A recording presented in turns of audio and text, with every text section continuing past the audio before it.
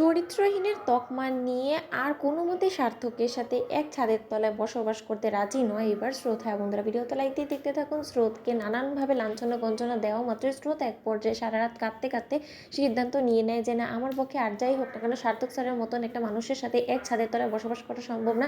আমার হয়তো বা এক্ষুনি বাড়ি ছেড়ে চলে যাওয়াটাই বেটার, কারণ সার্থক স্যারের যখন আমার চরিত্র নিয়ে এতটাই সন্দেহ আছে, তাহলে এই চরিত্রহীন মেয়েটার সাথে যদি সার্থক স্যার এরকম করে এক ঘরে সংসার করতে থাকে তাহলে হয়তো বা আমার সাথে সাথে তারও বদনাম হয়ে যেতে পারে। তার থেকে বরঞ্চ এটাই বেটার হবে যে আমি তার জীবন থেকে চিরতরে বিদায় নিয়ে নিই, তাতে তারও সম্মান বাঁচবে, আমারও বাঁচবে, আমি অন্তত ওনার মতন একটা মানুষের কাছ থেকে মুক্তি পাবো। ওদিকে এই কথা বলা মাত্র স্রোত যখন মাঝরাতে কাউকে কোনো কিছু না জানিয়ে সামান্য একটা লেটার লিখে সেইখান থেকে বেরিয়ে পড়ে, ঠিক সেই মুহূর্তে ভোর হওয়া মাত্র সার্থক কলেজে যাওয়ার জন্য রেডি হওয়া মাত্র যখন নিজে চশমা নিতে যায়, ঠিক সেই জায়গাটাতেই স্রোতের রেখে যাওয়া সেই লেটারটা দেখা মাত্র সার্থকের চক্ষু চরক গাছ হয়ে যায়। সার্থক বলতে থাকে যে তার মানে স্রোত বাড়ি ছেড়ে চলে গিয়েছে। এখন যদি এই গোটা বিষয়টা একবার বাবার কানে যায় তাহলে যে বাবা আমাকে আর ছেড়ে কথা বলবো না সেটা তো আমি খুব ভালো করে বুঝতে পারছি, কিন্তু তার থেকে বড় কথা স্রোত গেল তো গেল কোথায়, আর ও কখনই বা গেল, ও কি মাঝরাতে গিয়েছে? যদি কোনো বেটার বিপদ আপদ হয়ে থাকে, ইস আমি বা কী করলাম, আমি কেন মেয়েটাকে এতটা কালকে অপমান অপদস্থ করলাম যার ফলে কি না আমার কারণে ও বাড়ি ছাড়তে বাধ্য হলো।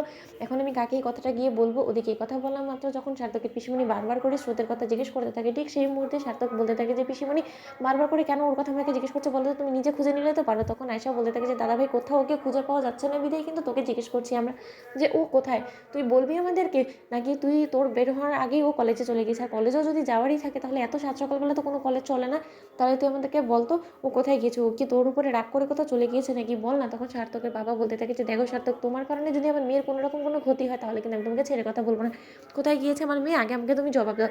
তখন এই কথা বলা মাত্র সার্থক বলতে থাকে যে তোমাদের মেয়ে কোথায় গিয়েছে না গিয়েছে সে সম্পর্কে আমার বিন্দুমাত্র ধারণা নেই, এতটুকু শুধু বলে দিতে পারি যে সামান্য একটা লেটার লিখে রেখে উনি বাড়ি ছেড়ে চলে গিয়েছে। এখন এটা আমাকে নিশ্চয়ই তোমরা জিজ্ঞেস করো না যে কী এমন হয়ে গিয়েছে। তখন সার্থকের বাবা বলতে থাকে যে কী এমন হয়ে গিয়েছে সেটা কি তোমার কি মনে হয় আমাদের বুঝতে বাকি আছে? তুমি নিশ্চয়ই মেয়েটাকে কোনো না কোনোভাবে আঘাত করে কথা বলেছো যার ফলে কিনা মেয়েটা বাড়ি ছাড়তে বাধ্য হয়েছে। এখন যেভাবেই হোক না কেন মেয়েটার কোনো হদিস যদি না মেলে সার্থক, তাহলে কিন্তু আমি তোমাকে ছেড়ে কথা বলবো না। তখন সার্থক বলতে থাকে যে বাবা আমি কী করতে পারি বলো তো, তখন থেকে তো ওকে ফোন করেই যাচ্ছি কিন্তু কোনো মতেই ওকে ফোনে পাচ্ছি না, দেখো গিয়ে হয়তো ফোনটাও ফেলে রেখে গিয়েছে। তখন আয়েশা ফোনটা হঠাৎ করেই সার্থকের রুম থেকে নিয়ে এসে বলতে থাকে যে ফোনটাও তো তোর বউ এখানে ফেলে গিয়েছে, তাহলে নিশ্চয়ই তুই দাদাভাই বুঝতে পারছিস যে তুই কতটা সাংঘাতিক মাত্রায় ওকে বিপর্যস্ত করে তুলেছিস যার ফলে কিনা মেয়েটা এতটাই ভেঙে পড়েছে যে ও বাড়ি ছাড়তে বাধ্য হয়েছে। তুই এতটা খারাপ কবে থেকে হয়ে গেলি বলতো দাদাভাই? তোর এই রুড বিহেভিয়ারটা ঠিক আর কতটা আমাদের সহ্য করতে হবে বলতে পারিস? শুধু শুধু মেয়েটাকে এরকম করে কাঁদিয়ে তুই কী পাস বল? তুই কোন জন্মের প্রতিশোধ নিচ্ছিস ওর উপর থেকে? তখন সার্থকের বাবা ব্রেকফাস্ট সেরে বলতে থাকে যে তুমি যদি আমার মেয়েকে না ফিরিয়ে আনতে পারো তাহলে আমি তোমাকে ছেড়ে কথা বলবো না। তোমাদের ভিডিওটা ভালো লাগলে লাইক এবং সাবস্ক্রাইব করতে ভুলো না।